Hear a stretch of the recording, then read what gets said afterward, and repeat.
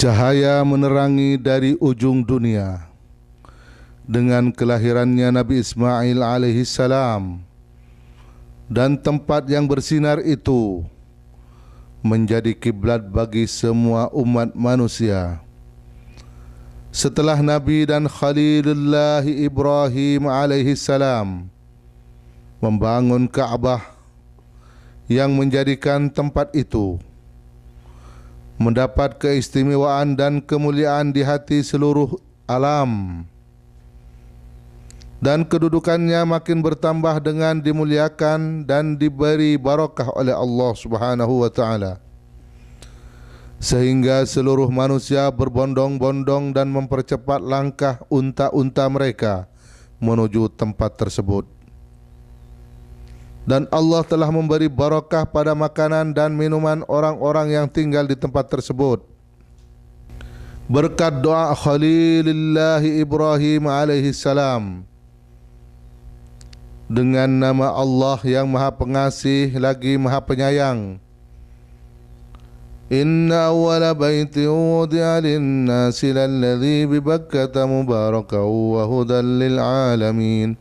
فيه آيات بينات مقام إبراهيم ومن دخله كان آمنا ولله على الناس حج البيت من استطاع إليه سبيلا, yang artinya sesungguhnya rumah pertama yang didirikan untuk manusia adalah rumah yang berada di Bakkah, yakni Mekkah, menjadi barakah dan bimbingan untuk seluruh makhluk.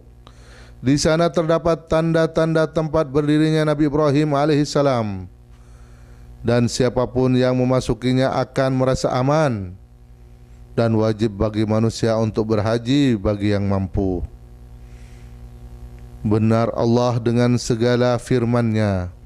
Mekah menjadi kota yang sangat terkenal oleh seluruh umat Islami setelah dipilih oleh Allah Subhanahu wa taala untuk menjadi tempat kelahiran dan diutusnya Nabi Muhammad sallallahu alaihi wasallam. Dan dari tanah suci ini terbitlah ajakan agama Islam sampai mencapai timur dan baratnya bumi dan berabad-abad kedudukannya. Tetap seperti itu dengan adanya perhatian dari hakim-hakim yang bijaksana. Terbitlah cahaya Islam dan wahyu dari langit yang diturunkan kepada ciptaan Allah yang paling mulia, yaitu Muhammad bin Abdullah sallallahu alaihi wasallam.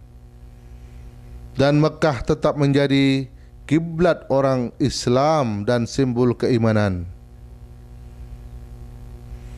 Dan di kawasannya orang Islam mendapat sebaik-baik bekal. Dan selama abad-abad Makkah mengalami banyak perkembangan, dan semua raja di negara Saudi telah memberi segenap perhatiannya untuk melayani kedua Masjid Al-Haram yang dimuliakan.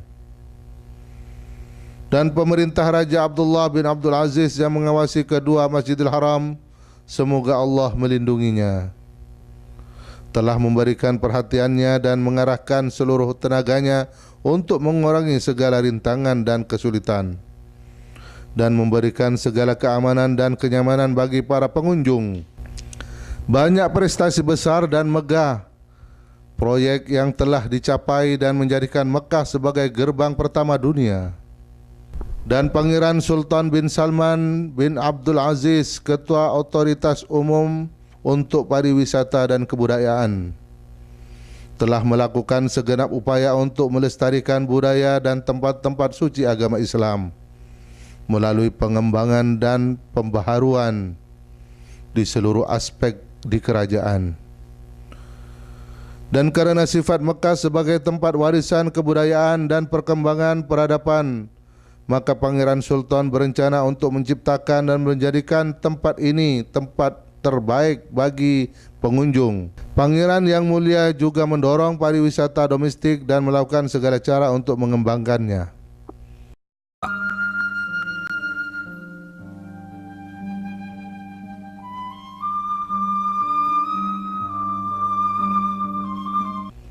Oleh karena itu, berdirilah perusahaan Mazarat yang menampilkan warisan sejarah dan kebudayaan Islam kepada pengunjung melalui cara yang santun dan mendidik dan penuh wawasan. Fokus dari perusahaan Mazarat adalah merencanakan perjalanan wisata yang membuka jendela mata pengunjung atau penziarah dan menjelaskan tentang sejarah Mekah dan pengaruh agama Islam padanya. Mekah adalah tempat turunnya wahyu Allah Subhanahu wa taala dan tempat terbitnya risalah Muhammadiyah. Peziarah merasa suasana kerohanian karena berada di tempat-tempat yang telah dikunjungi oleh Nabi sallallahu alaihi wasallam dan para sahabat-sahabatnya. Allah memberkati mereka. Mazarat pengalaman yang tak terlupakan. Mazarat mencakupi segi kebudayaan Islam dan sejarah, dan keutamaannya belum pernah kau rasakan dan nikmati, di mana pengunjung dan peziarah akan dimanjakan dengan perjalanan yang sangat lengkap dan menambah wawasan tentang sejarah.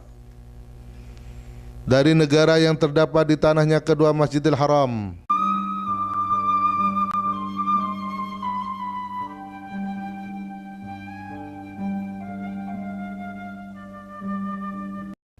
perusahaan Mazarat juga menyediakan kartu pengenal di setiap perjalanan yang dilakukan, dan setiap tim atau kelompok akan berjalan secara terorganisir dan terarut dengan pemandu wisata yang terlatih menuju tempat-tempat yang bersejarah di Mekah.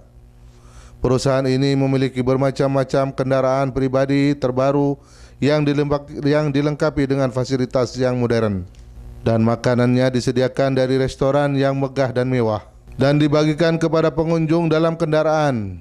Dan juga perusahaan ini menyediakan layanan menonton tayangan film tentang sejarah tempat-tempat yang akan dikunjungi secara visual dan audio di atas kendaraan untuk orang-orang tua dan mereka yang tidak mampu melanjutkan perjalanan ke tempat-tempat tersebut.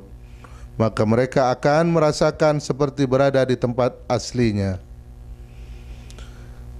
Dan untuk memberi kenyamanan yang optimal kepada pengunjung, maka selama perjalanan akan ditemani oleh pemandu wisata yang berpengalaman dan berwawasan tinggi yang akan menjelaskan segala yang ingin diketahui tentang tempat yang akan dikunjungi dari segi sejarah, agama dan kebudayaannya. Dan untuk melindungi para pengunjung dari panasnya matahari, maka perusahaan Mazarat menyediakan payung yang menjaga dari sengatan matahari. Selain itu, souvenir akan dibagikan kepada para pengunjung. Dan yang membuat perusahaan Mazarat lebih unggul adalah disediakannya video rekaman lengkap tentang setiap perjalanan yang dilakukannya.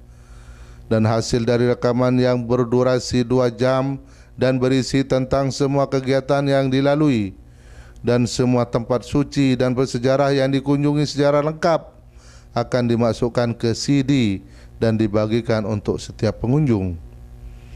Mazarat bertujuan untuk memberikan wawasan yang sangat luas tentang kebudayaan bagi para peziarah dan memperkenalkan mereka ke situs-situs yang paling terkenal dan memaparkan halaman-halaman sejarah Islam dan warisan kebudayaan selama lebih dari 1400 tahun yang lalu. Sejak diutusnya Nabi kita Muhammad sallallahu alaihi wasallam masih dapat kita nikmati dan rasakan sampai saat ini.